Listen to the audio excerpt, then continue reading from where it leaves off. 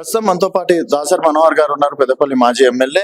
చెప్పండి, సంవత్సరం పరిపాలన పైన మీ అభిప్రాయం ఏంటి? అంటే ఇది 10 సంవత్సరాల విధ్వంసానికి కేసీఆర్ తెర లేపితే మేము ఒక్కొక్కటి కట్టుకుంటూ వస్తున్నాం అని చెప్పేసి రేవంత్ రెడ్డి గారు చెప్తున్నారు. రైతుల విషయంలో కావచ్చు, నిరుద్యోగుల విషయంలో కావచ్చు, బడుగు బలహీన వర్గాల్లో కావచ్చు, అన్నిట్లా కేసీఆర్ ముంచాడు ఈ 10 నెలలు. అసలైన సిసలైన తెలంగాణ తల్లికి విముక్తి ఇప్పుడే దొరికిందని చెప్పేసి అంటున్నారు. కాంగ్రెస్ పార్టీ ప్రభుత్వం ఏర్పడి రేపటితో ఒక సంవత్సరం పూర్తిగా వస్తా ఉంది. ఈ సంవత్సర కాలంలో క్రొత్తగా చేసినటువంటి పనులు ఏం లేవు. పైగా పార్టీ పరంగా, ప్రభుత్వ పరంగా ఇచ్చినటువంటి వాగ్దానాలు ఒక్కటంటే ఒక్కటి తప్ప మిగతా ఏవి నెరవేర్చలేదు. ధ్వంసం జరిగిందని చెప్పడం అది విడ్డూరం.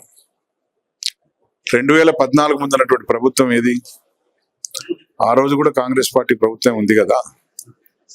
మరి ఆ రోజు ఈ రాష్ట్రంలో ఏమి ఘనమైనటువంటి పనులు జరిగినవి, ఏం అభివృద్ధి జరిగింది, ప్రజలకు ఏం మేలు జరిగింది? ఇవాళ ఈ సంవత్సర కాలంలో కొత్తగా ఈ ప్రభుత్వం ఏం చేసింది? ఇవాళ ఏదైనా కూడా 2014-2023 వరకు ఈ తెలంగాణ బాగుపడిందంటే బీఆర్ఎస్ పార్టీ ప్రభుత్వంతో, గౌరవ ముఖ్యమంత్రి గారి నాయకత్వంతో, కేసీఆర్ గారి నాయకత్వంతో. ఇవాళ ప్రభుత్వ పరంగా చేయాల్సింది ప్రజలకు ఉపయోగపడి చేయటం మానేసి ఇవాళ వింత వింతగా మాట్లాడుతూ, అబద్ధాలు మాట్లాడుతూ, అదే పనిగా అబద్ధాలు చెప్పి అధికారంలోకి వచ్చినారు. మళ్ళీ అదే అబద్ధాలు చెప్పి మనుగడ సాగిద్దాం అనుకుంటా ఉన్నారు. కానీ ఇది ఎల్లకాలం ప్రజలు గమనిస్తూ ఉండదు, ప్రజలు గమనిస్తూ ఉన్నారు. తప్పకుండా రాబోయే రోజుల్లో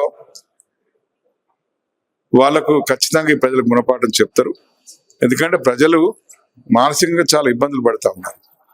వాటిని గమనించకుండా తప్పప్పులు ఏందో బేరీజు వేసుకొని ప్రజలకు అవసరం నిజమైన పాలన అందించినట్టయితే ప్రజలు సంతోషిస్తారు. ఇప్పుడైనా కేసీఆర్ గారు బయటకు వస్తారు సార్, సంవత్సరం పాలన అయిపోయింది కదా. కేసీఆర్ గారు ఎప్పుడు రావాలో అప్పుడు వస్తారు.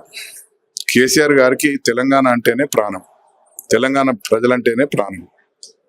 ఈ ప్రజలకు మేలు చేయటానికి, ప్రజలను ఆదుకోవటానికి తగిన సమయంలో ఖచ్చితంగా స్పందిస్తారు, మాట్లాడతారు, ప్రజలకు అండగా ఉంటారు. కేసీఆర్ అనే ముక్క లేదు, మొత్తం మర్చిపోయారు కేసీఆర్ ని, అవుట్డేటెడ్ మెడిసిన్ అని చెప్పేసి కూడా అంటున్నారు కదా సార్.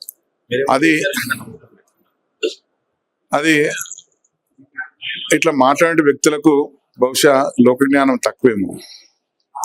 ఎందుకంటే ఇవాళ తెలంగాణ సాధింపజేసినట్టు వ్యక్తి ఇవాళ మరి కేసీఆర్ గారు. ఆయన లేకుంటే తెలంగాణ వచ్చేది కాదు. ఇలా వచ్చిన తెలంగాణలో ఇలా ముఖ్యమంత్రి గారు ఇలా కాంగ్రెస్ పార్టీ ప్రభుత్వం ఏర్పరిచింది. అసలు ఒకవేళ ఆయన లేడు అనుకుంటే అసలు ఈ తెలంగాణలో కాంగ్రెస్ పార్టీ ప్రభుత్వం వచ్చేదా? ఇలా రేవంత్ రెడ్డి గారు ముఖ్యమంత్రి అయ్యేదా? అంటే అది భ్రమ, ఎవరికి వాళ్ళు అనుకోవటమే తప్ప. కేసీఆర్ గారు కష్టపడ్డారు, కేసీఆర్ ప్రాణాలు పణంగా పెట్టి తెలంగాణ సాధింపజేసినారు కనుకనే ఇవాళ తెలంగాణ అభివృద్ధి చెందింది. తర్వాత ఇవాళ కాంగ్రెస్ పార్టీ అధికారంలోకి వచ్చింది, ముఖ్యమంత్రిగా రేవంత్ రెడ్డి గారు కొనసాగుతా ఉన్నారు. అంటే అది ఎన్నడూ మనం తీసివేయలేము, తుడిచివేయలేము, దాన్ని మర్చిపోలేము. ఇది యథార్థమైన సంఘటన.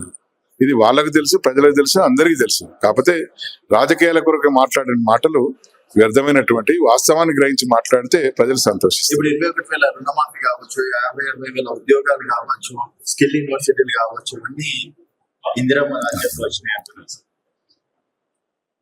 ఇవన్నీ అది ఇందిరమ్మ రాజ్యం కానీ, లేకపోతే ప్రజారాజ్యం కానీ, లేకపోతే తెలంగాణ రాజ్యం కానీ, తెలంగాణ ప్రభుత్వంలో ఏర్పడినటువంటి రాజ్యం కానీ, ఏదైనా అభివృద్ధి అనేది క్రమానుగతంగా జరుగుతూ వస్తున్నటువంటి కార్యక్రమం. తర్వాత దాంట్లో ఇప్పుడు కొత్తగా ఆ రోజు తెలంగాణ ప్రభుత్వంలో ఏవైతే ప్లాన్ చేసినారో ఆ ఉద్యోగాలనే ఇవాళ ఇవ్వటం జరిగింది. తర్వాత రేపు ఖచ్చితంగా కొంతమంది ఉద్యోగులు, దాదాపు 26-25 వేల మంది ఉద్యోగులు రిటైర్ అవుతా ఉన్నారు. మరి వారికి బదులు కొత్త వాళ్ళు తీసుకోవాల్సిన అవసరం ఉంటుంది. అది రేపు ఈ ముఖ్యమంత్రి గారు కాకపోయినా ఇంకే ముఖ్యమంత్రి ఉన్నా జరుగుతుంది. దానికి నేనేదో చేసినా అని చెప్పి అనుకుంటే అది భ్రమ. చేయాల్సింది కనుక చేస్తా ఉన్నారు, చేయాల్సింది కనుక చేస్తాం. మేము ఆ రోజు ప్లాన్ చేసినాము, ఈ రోజు వాళ్ళు ఇచ్చినారు. అంతే తేడా. మొత్తానికైతే 10 సంవత్సరాల కేసీఆర్ ని విమర్శించడం కాదు, రాష్ట్ర పాలన పైన దృష్టి పెట్టాలని కూడా పెద్దపల్లి మాజీ ఎమ్మెల్యే చెప్పడం అనేది